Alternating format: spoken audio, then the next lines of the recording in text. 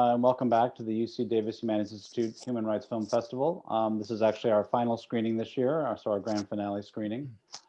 Before we get started, I want to send out a couple of thank yous. First and foremost to the DHI staff, especially to Gina Nunez, who's been here throughout helping out, and without whom this really couldn't have happened. Elliot Pollard, who handled the many technological issues with this year's online festival, and Kathy Wallerstein. Thank you also to the regular sponsors of the festival, which include not only the Humanities Institute, but also the UC Davis Humanities Rights Studies program, as well as Human Rights Watch with its film festival, from which we usually draw the films that we show in the festival. I'd also like to thank some co-sponsors, including the Menetti Strum Museum here on campus at UC Davis, the Crocker Art Museum in Sacramento, the Bita Daryavari Endowment in Persian Language and Literature, and the Hemispheric Institute of the Americas on the campus, as well as BAMFA, that's the Berkeley Art Museum and Pacific Film Archive. So the UC Davis Humanities Institute is a leading voice on our campus for the essential value of the arts and humanities. And part of our mission is to underscore how the humanities and arts can, and we think should, contribute to debates and controversies in the broader society. Tonight's film under discussion relates to these very contemporary debates and controversies: police and their relationship to the community. Peter Nix, The Force, focuses on the Oakland Police Department and highlights the challenges and pitfalls of urban policing. Tonight, we're fortunate to have two great interlocutors. We have Peter Nix, the director and maker of the film, as well as Otis Taylor, who's a columnist at the San Francisco Chronicle and covers the East Bay. So Peter Nix is an Emmy Award-winning cinematographer director known for his immersive camera work and cinema verite style. He helmed the critically acclaimed feature documentary, The Waiting Room, which won an Independent Spirit Award and was shortlisted for an Academy Award in 2012. His most recent documentary, The Force, the second in a trilogy of timely, immersive docs exploring the interconnected narratives of healthcare, criminal justice, and education in Oakland, California, won the 2017 Sundance Directors Prize. He is in post-production on Homeroom, the final film in the trilogy, and we hope to hear more about that tonight. And now in development on Anthem, a feature-length documentary exploring both the history and current life of the Star-Spangled Banner. Nix, whose work ranges from documentaries to feature narratives, is also developing his first narrative project, Escaping Morgantown, loosely based on the year he spent in federal prison in the early 90s, for which he received a San Francisco Film Society KRF screenwriting grant. Nix, a 2015 United States Artist Fellow, received his BA in English from Howard University and his master's in journalism from UC Berkeley. And he'll be in conversation with Otis Taylor Jr., who is the East Bay columnist for the San Francisco Chronicle, focusing on the people who make the region a fascinating place to live and work. A South Carolina transplant, Otis spent more than a decade at the Columbia, South Carolina State newspaper, writing about arts, culture, and entertainment. Previously, Otis was the managing editor of a tech startup. Otis is interested in reporting on issues relating to diversity and equality in the East Bay, as well as the region's history, culture, and politics. He studied English at Clemson. So thank you both for being here. Our format will be that Otis will ask questions maybe for 20, 25 minutes, and then you're all welcome to send us questions either via, probably chat is the easiest, send it via chat on Zoom, and then Otis will be posing some questions out of chat. So I'm gonna step away. Thanks again, everybody, for coming, and a special thanks to Otis and to Peter for being here tonight. Great. Thanks so much, Jamie. I appreciate it. And thank you for joining us, you in the audience. I wish I could see you. Peter, how are you doing tonight?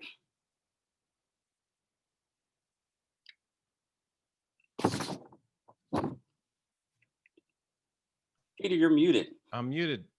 Man, that microphone. I wanted to shout out HU when he was doing my little intro there. HU, yeah, HU, right? We're in the White House now. Yeah, did something happen recently with Howard? Just kidding.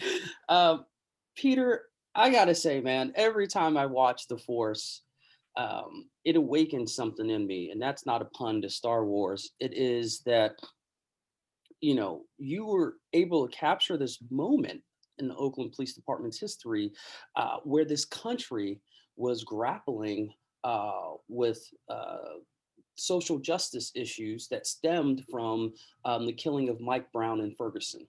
And as you know, this movement swept the country. Very similar to what we saw this summer after George Floyd's death. But something different happened.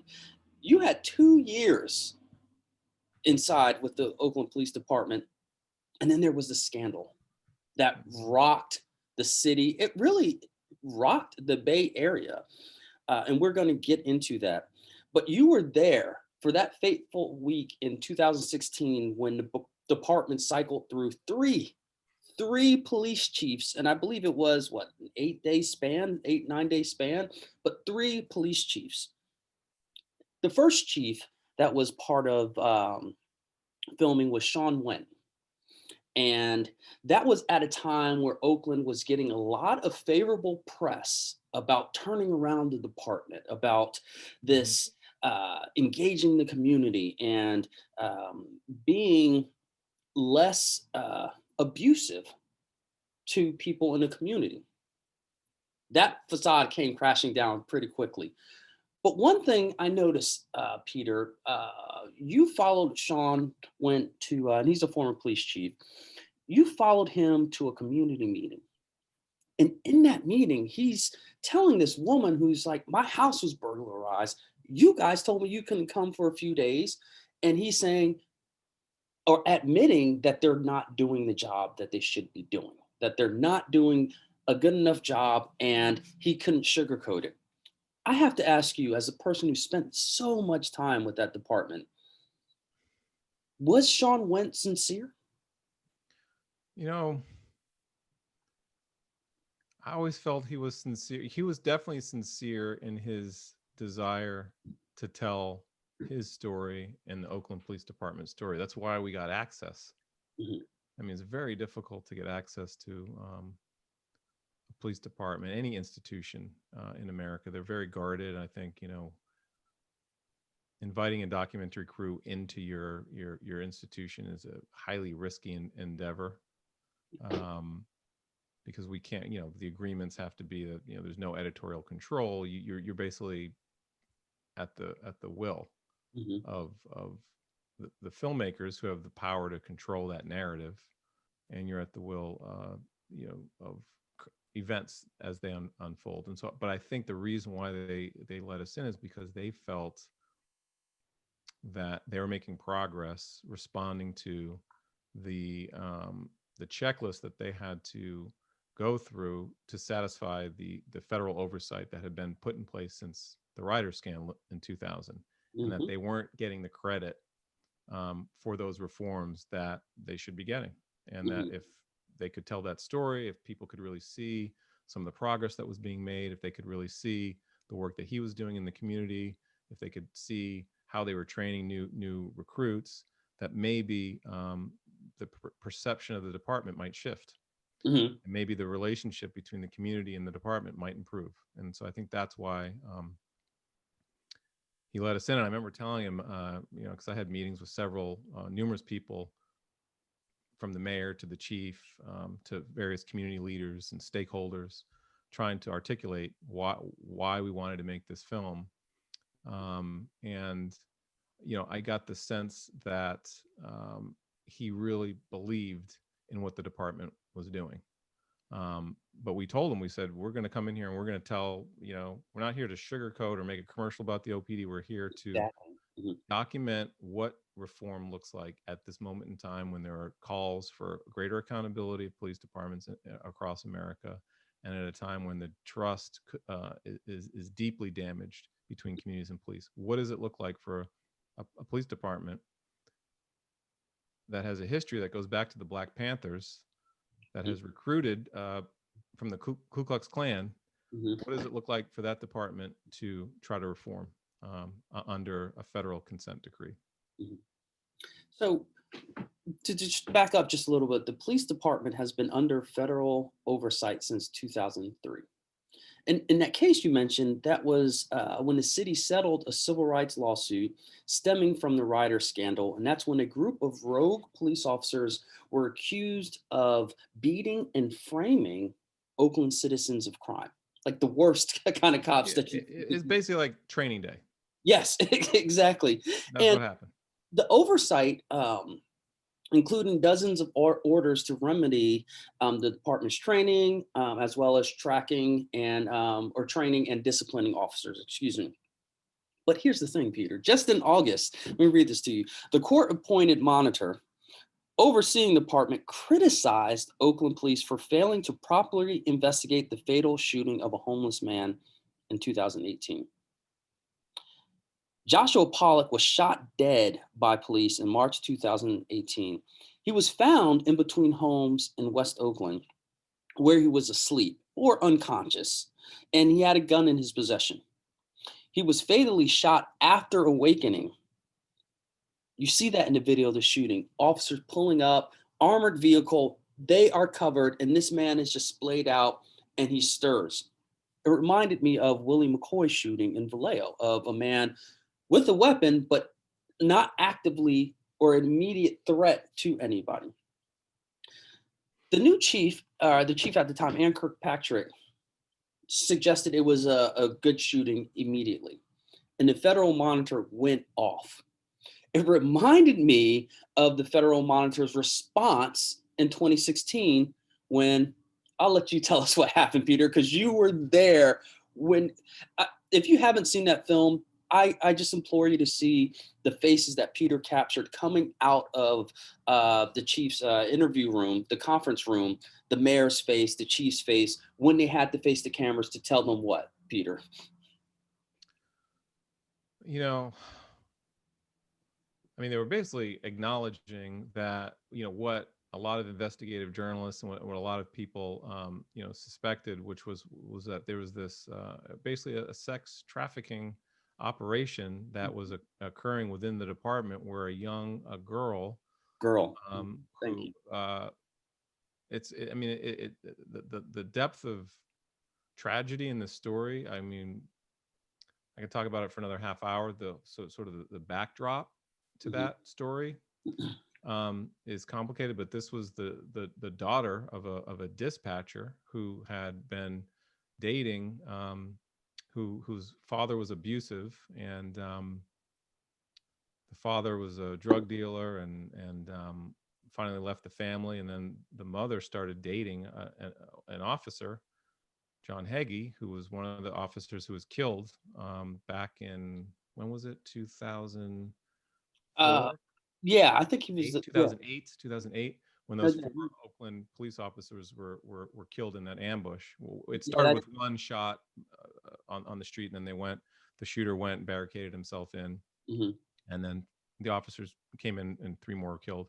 He was one of those officers that was killed, and she had developed a good relationship. The daughter had developed a good relationship with him, and then after he was killed, she was young, you know, I think 14 at the time. She spiraled, and she started using drugs, and she eventually, you know, was on the street and was running from an assault, or somebody was chasing her, and the person that helped her was this officer, the officer that eventually committed suicide when he thought they were going to find out about. Yeah, and the relationship started with him.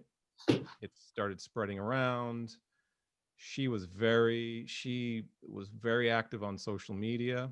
It turned out that she had engaged the chief's wife on social media. There's a lot of just odd things about the whole case, and a lot of that information was kept hidden, and, you know, we'll never know for sure why, but we suspect that the chief and the department had gotten so close to satisfying the final requirements that would get them out from under federal oversight, that when this thing started bubbling up, that the idea was that let's try to, like, push this aside until we can come out from under oversight, and then we can address it. And that was a fatal calculation. Yeah, because it blew up on them. It blew up on them. Yeah. And so, and it was such a shocking thing for us, because it was almost like a sideways or a non sequitur from the primary issue. I mean, it's an abuse of power, certainly, but what we had been talking about was so much around use of force. And I mean, it is a use of force to sex trafficking, and these relationships and the exploitation of this girl is certainly a use of force, but not in the way that typically it was being discussed, and racial profiling and implicit bias, and all the training that the officers were getting to deal with racism and confront this long history of problems and culture within police departments was kind of sideways from this.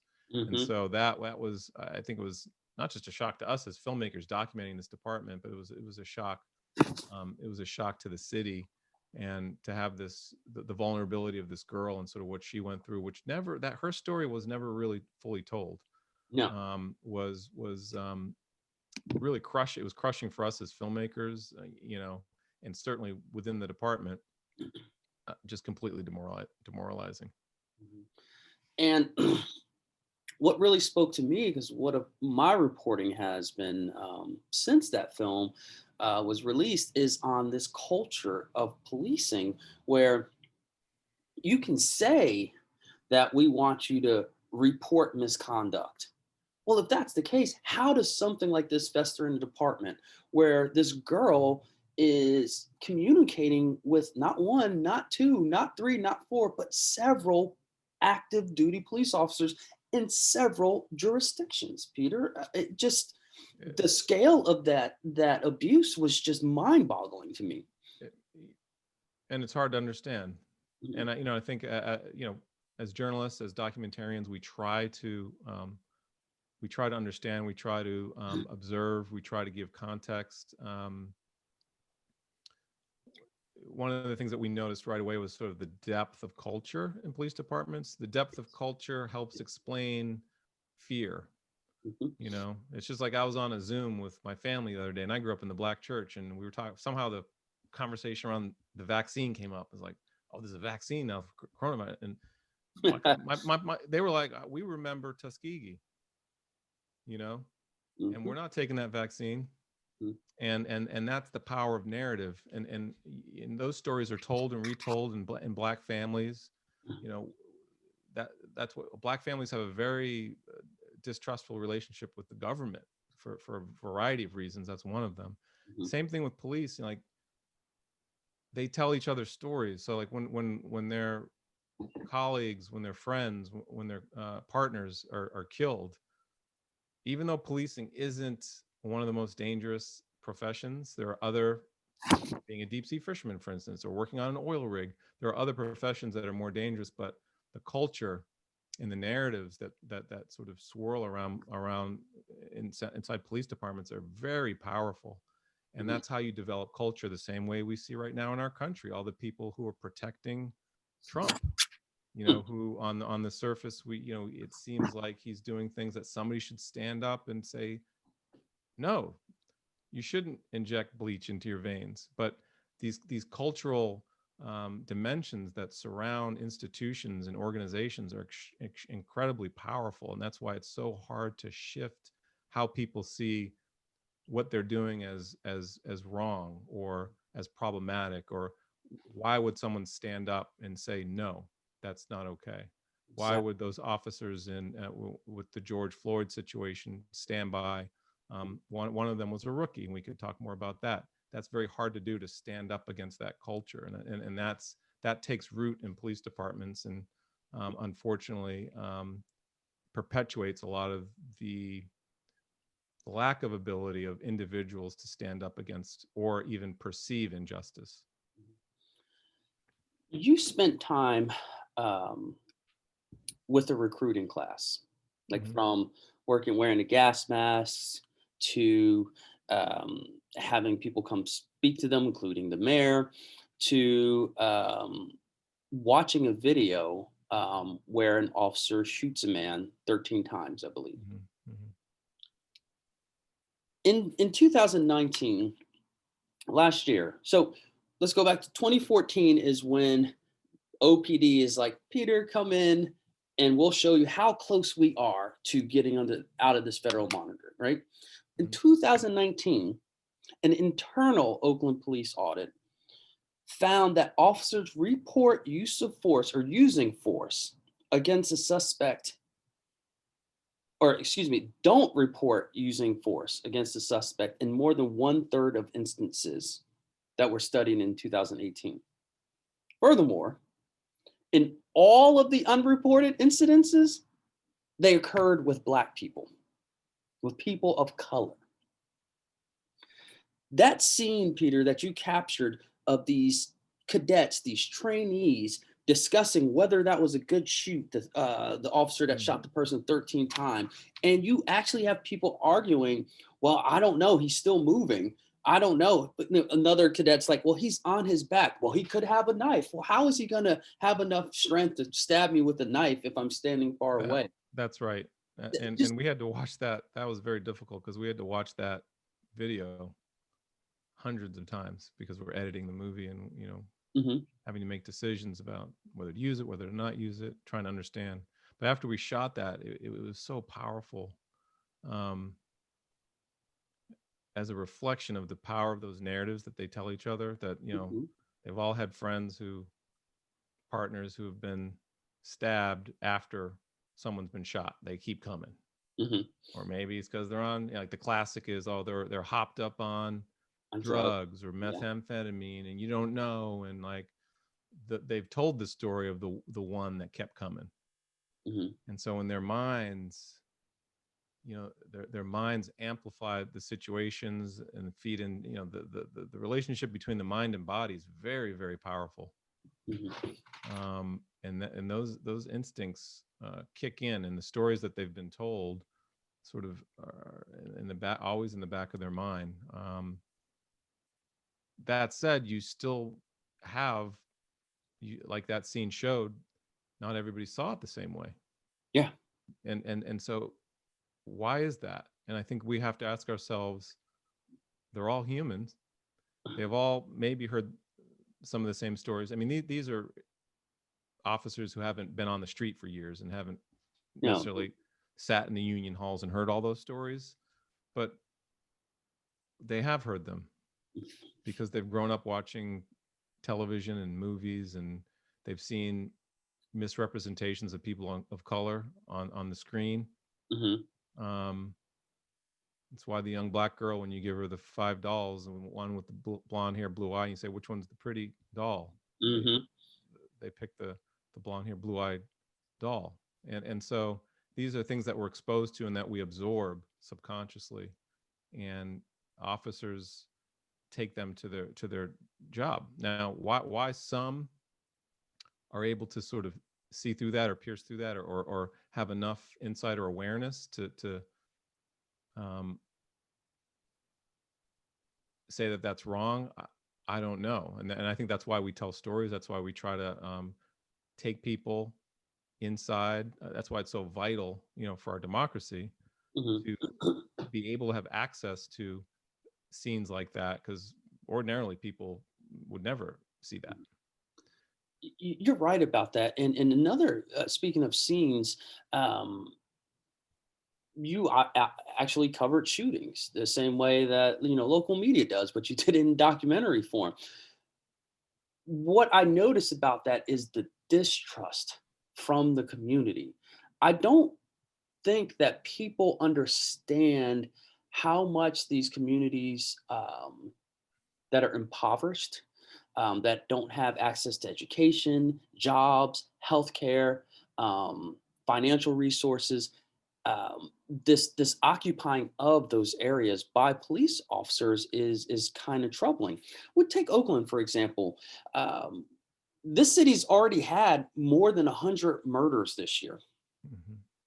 74 last year. So it is clipped past almost a quarter more. Yeah, they're in a surge right now. Yeah, and you talk to people in the community, they don't necessarily, they want police or policing, but not necessarily more officers, because more officers don't address the underlying issues that, you know, are related to crime. Peter, the Oakland Police Department, in its attempt to change itself, decided to stop people. And I believe, according to my notes here, it's they stopped 31,000 motorists and people in 2017. And that's not for a call. That is just police initiating a stop. In 2018, they stopped 19,900. But the racial disparity of the stops remained, Peter. 61% of people stopped were Black. So you have a department scaling down initiated stops, but that racial disparity stays here. What did you learn spending so much time with the police department about how they are trying to respond to those racial disparities while trying to improve the department? Well, while we were there, they were working with Jennifer Eberhardt at Stanford University, Hmm. and Jennifer's team was studying all that stop data and studying all the body-worn cameras. And at one point before the scandal, we actually had to re-edit the whole film at the last minute before Sundance. But we were a large part of the film prior to that was exploring this very thing and the work that Jennifer was doing, and we filmed some with her, and it wasn't surprising to me. I mean, the sort of results of the findings. I, of course, am thinking of the connection between policing, poverty. We were looking at the rates of like, okay, who is committing crimes in Oakland, and there was a disparity in who's committing the crimes, tilted towards African Americans. Why is that? What percentage of population in Oakland are African American? Generational equity issues that lead to low graduation rates, poor health outcomes, unemployment. These are all social conditions that can be, traced back to policies, to history. Mm-hmm. The police department is left to face that and deal with that, but still there are some narratives that expand beyond reality, like violence. There's crime and then there's violence. Yes. Mm-hmm. Now, you may feel violated if your car is broken into or your house is broken into, but there's a distinction. Violent crime is committed by a very small number of people in an American city. It's akin to the way the drug war functions, whereas the war on drugs is driven primarily by a very small number of hardcore drug users. So a very tiny percentage of people consume the vast amount of drugs. Mm-hmm. And that's what drives supply the demand for narcotics. It's the same thing with violence in a city like Oakland. There's a relatively small number of actors, bad actors. You call them. Hillary Clinton got in trouble calling them super predators. Yeah, who commit, who are like the police know these people. There's a program called Ceasefire that's designed to try to engage them and sort of change behaviors. That's a distinct issue from profiling. Mm-hmm. And from assumptions that officers bring to their job, from how officers talk to people that they stop. Jennifer's team looked at how officers spoke to people, and it's complicated because a lot of the white officers would say they call a white person Mr. Evans, whereas like with a black person they'd say, oh, hey man, you know, and that was called out as maybe racist behavior, and their response was, no, I was really trying just to kind of like be connect. cool. I was trying to be cool. So it's like, well, why do you think you need to be cool with a black person? Why do you think you need to treat a white person with respect? What's that about? And so it has to be unpacked, and all this research and all this analysis of the behavior of police officers that's being done by outside organizations like Jennifer's group or academics or by the Federal Monitor. It is not met well by the officers on the street who just feel trapped and sort of like judged, and who believe that they're trying the best they can to be the best cops that they can be. Mm-hmm. And that's where the disconnect is, because the vast majority of them are not shooting people and doing all that. They're just trying to do their jobs, but that narrative of the bad apple, it gets lost. And mm-hmm. then those cops also are losing an opportunity to understand how subtle things, whatever you want to call them, microaggressions or race, implicit, bias, or sort of how you treat people, how you speak to people, impacts communities. Right. And the same thing happens with teachers. How teachers treat black kids different than how they treat white kids, or how medical professionals treat you. Mm-hmm. That has an impact on your life. I call it the slow bullet. And it can have a significant impact if you have a guidance counselor who's not seeing you as someone with potential. My mom was a guidance counselor in Boston. She was the only Black guidance counselor. And she saw all these white kids, these Irish and Italian kids who were failing out. And the guidance counselors would bring them in and say, hey, you know, you're not going to Harvard, but let's get you cleaned up. We can get you to the state school, or we get you to trade school, graduate, send you on your way. The Black kids, the Hispanic kids, they had no advocates. They wouldn't graduate, unemployed, on the, you know, and then you can see how that cycle, it's an insidious cycle. You see the fall through the cracks. So I spent the afternoon, not the whole afternoon, but in Concordia Park. I believe it's off 62nd Avenue in East Oakland. I went there to talk to, these kids really who live in East Oakland, who are living around this living in this time where there's so much violence around them. And and hearing them talk, there it's just, the message is, not just about how they want to be policed or what they think they should be policed. It's just like, no one hears what we're saying. Here's what we want or need right now. And then we got to talking about defunding the police. And I want to remind folks, if you would like to post a question, use the Q&A function there at the bottom of your screen. And this is a segue into our first question. And this is really what the heart of this discussion today with those young teenagers was. Defunding the police, yes, but maybe reallocate some of that funding to youth programs. And the question about defunding police here is, do you think, Peter, that we should defund the police? Or would more funding make things go smoother? Well, it's funny because, like, I don't know what it is about me, but like when I make a film, like, things go sideways. But we it went sideways with the force, and everything changed. And this year we decided we were going to follow the class of 2020 at Oakland High School. That's the third in our trilogy, just to understand what it's like to be a young person today. Yeah. What it's like to be a young person in Oakland.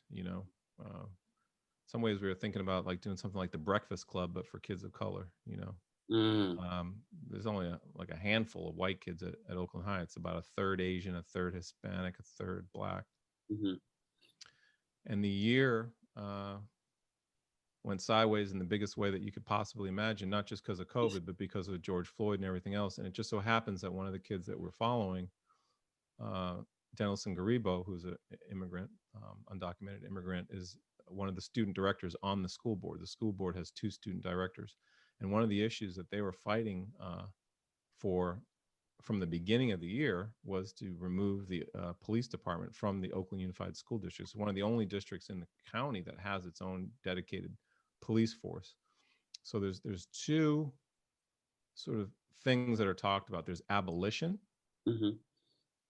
and to a degree, Cat Brooks, who's in our film, has spoke of abolition. You can take these things literally, and there's some semantics. There's some issues around these phrases and what they mean. Abolition, in my mind, it doesn't mean you take away the police and there's nothing there. It means that you replace the current structure and the current system with something else. Determining what that is, or sort of articulating precisely what that is, needs some work. Defunding the police, I always felt it was clear, but people are confused by it. Defunding means reallocating some of the budget that goes to policing to other programs, other youth programs, education, healthcare, etc. Saying the police department does not need all that budget. Right. We're better suited to. It's kind of like the debate with COVID right now. It's like, well, if you shut everything down, it threatens the economy. Well, if you don't address the healthcare crisis, the economy's screwed anyway. And it's a similar thing. Like if you if you don't address the underlying issues in our cities and towns, in particular in cities like Oakland, Baltimore, Chicago, LA, in education, in healthcare, in housing, in gentrification, if you don't address those issues, you're going to continue to have problems with policing. And Yeah. so that defunding idea means let's divert some of these resources to other programs that will presumably improve police's ability to interact with community. And I personally support that concept. I think it's a sound concept. It requires commitment across systems in a city. It requires leadership. It requires city leaders, from the mayor through the city council to school boards to police unions to school to teachers unions down the line, to be working together toward a common goal. And that's hard to do politically. And police unions are some experts on policing that I've spoken to. Police unions are the biggest hurdle to repurposing some police budgets. And That's right. That's right. Police unions are very hesitant to acknowledge any wrongdoing. For instance, in Vallejo, where you have the Attorney General doing a review and reform agreement, where you have police officers, high-ranking police officers, destroying evidence of a shooting, their police union is chastising the chief of the police department, the city manager, the city council, and saying, we have been asking for reform for so long. Look at this. They will not acknowledge that the need for reform stems from the behavior of the officers. And I find that to be so insincere, especially at this time where we're talking about doing things differently. I for one, stress to anyone who will listen that more police officers are not going to solve the crimes, or they're not going to solve the underlying issues. The kids today were telling me, just like, when you see police officers, they're responding, they're yellow taping, they're not stopping the shooting. They are reactive, and you captured some of that. Another question that we have, Peter, is about the use of video footage in the documentary feature. The body cams, the cell phone videos. They say they see a continuity here from the use of cell phone video in Fruitvale Station. But what kind of evidence do these videos actually provide? Meaning, yeah, which is a good question. You think a lot. Yeah. But I'm living in the same world that everybody in this chat is living, regardless of what side of the aisle that you're on. It's like we're seeing how facts can just be interpreted completely different ways. Like truth, we're in some kind of like post-truth culture where it's become tribal. And the police departments are certainly culturally, it's tribal, and I think the unions contribute to that. And so when these videos come out, and also video,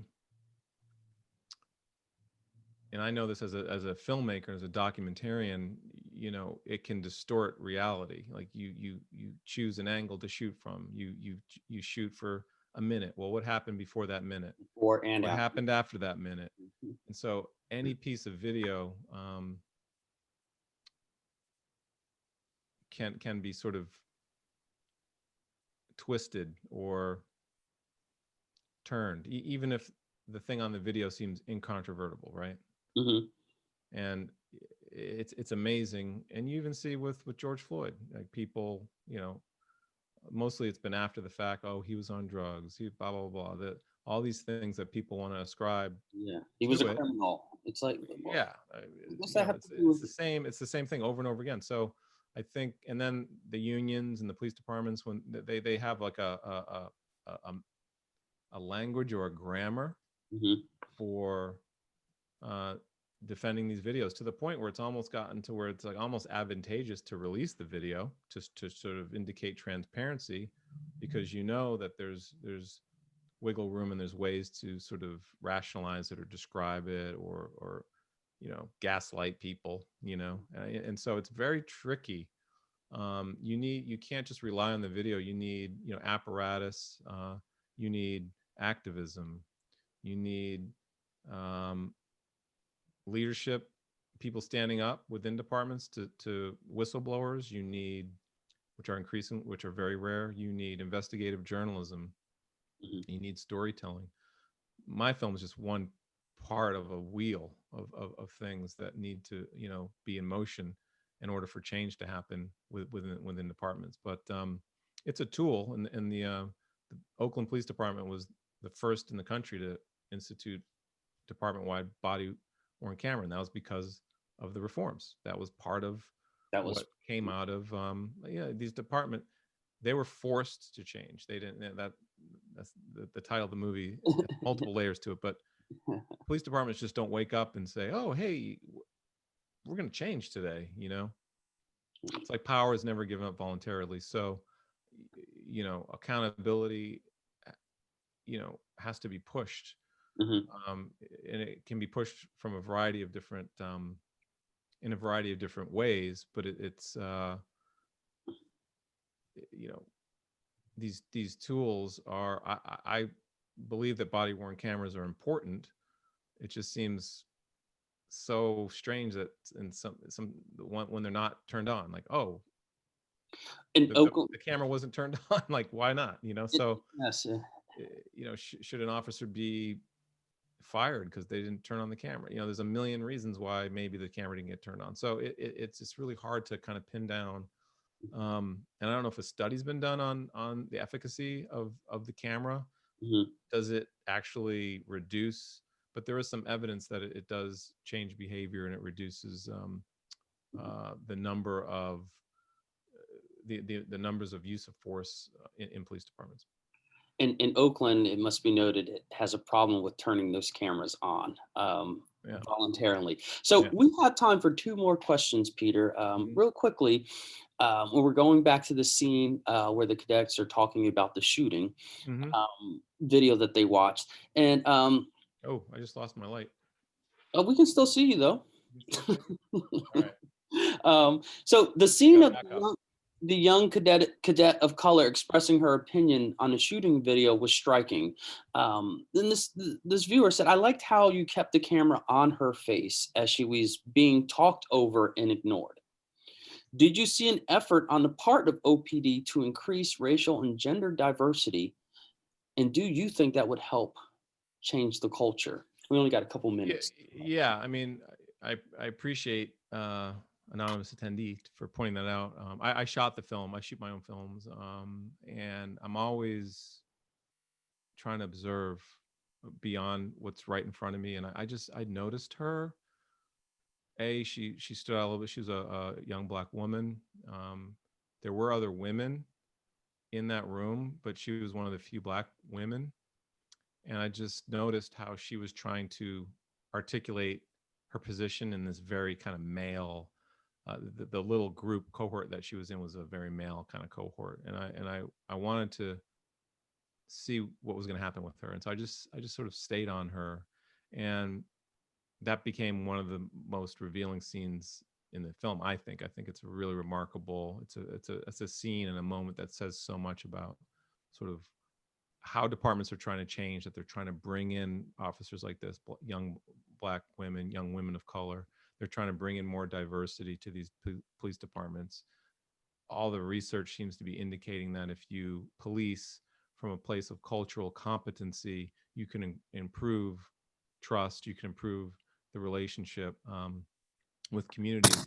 Ironically, a lot of these officers of color, once they're in the department for a while, I'm going back to training day now with Denzel, it's like it gets complicated. And a lot of these Black officers see a lot of these young kids walking around, not working, robbing people, and they start getting pissed off at these young bucks saying, why you have a responsibility as a black man to do better. And they start to develop these resentments to the point where when they get their hands on these kids, it can sometimes go sideways, violent. And that dynamic, I've seen that over and over and again with officers of color and how they interact with people of color in their communities. And so that diversity on its surface is not necessarily the answer. You have to take it a step further, because those officers of color are still susceptible to the same things that any officer is susceptible to, because you're seeing the worst of the community day after day after day after day after day, every day. Not all the calls that you're going on, the domestic violence, the robberies. These cops are seeing a small sliver of the community. They're not seeing the young black kid who's getting ready to go to Yale, but there's lots of them out there, more maybe than these kids who are not doing right. And so, but that diversity is something that the department has been pushing for, that departments around the country are pushing for, and that they believe is one piece of the puzzle to, improve outcomes and reduce, both racism, profiling, and unjust use of force in departments. Last question, Peter, is how does the force fit in the trilogy you envisioned and have been working on? Did you think about it as a trilogy from the beginning? And how will the final film complete the portrait started by the first two? I did. One of the first people we filmed at Highland Hospital in 2009 was a young girl from Edmund Brewer Middle School who had been shot outside her school. And she wasn't in school getting her education. She was in the hospital waiting room getting treated for a bullet wound. And that struck me. And I started thinking about Highland's story and the story of the uninsured as part of a larger story. And so that's kind of around that time was when the trilogy was born. And it made sense to sort of step into criminal justice next with all the discussion around policing. And we finished that film in 2017. And then I knew education was going to be the third in the trilogy, but the question was when to do it, when to start. And so we just started researching, and I gravitated to Oakland High because it's right down the street from Highland. It's the cohort of the school is very similar to the cohort of people who show up in that waiting room. It's a school of kids of color that maybe reflected the issue of the achievement gap, and we could get into. I just felt it was a good stage from which to tell this story. And little did I know what was going to happen would happen with COVID and with George Floyd and the uprising.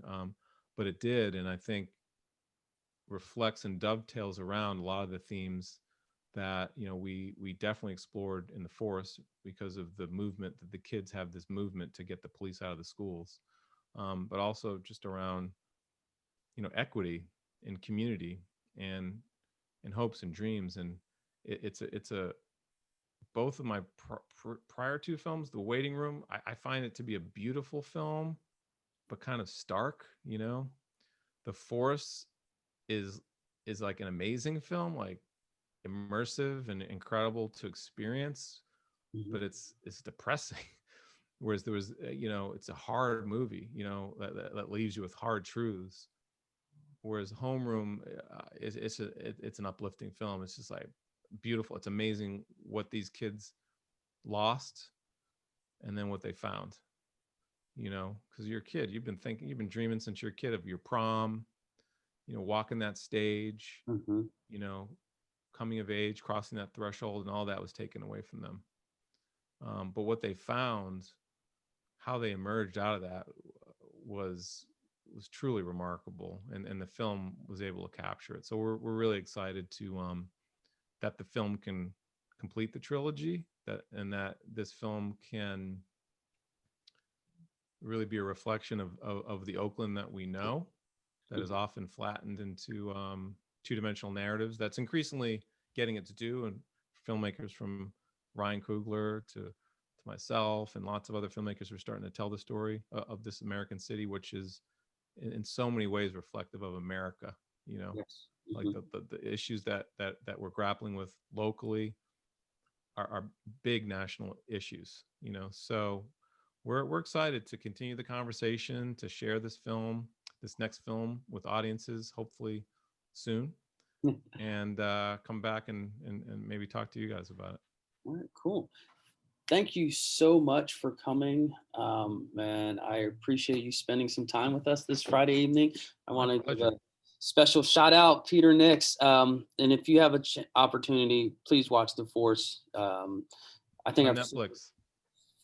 Yes, on Netflix. I think I've seen it 4 or 5 times now. And again, yeah, each time I find something different that I want to report on. So it's very, very good film. Yeah, thank you everyone for joining us. I really appreciate the time and the chance to talk to you. Thank you. It was a pleasure to be here. Okay, great. Thanks. See you, Peter.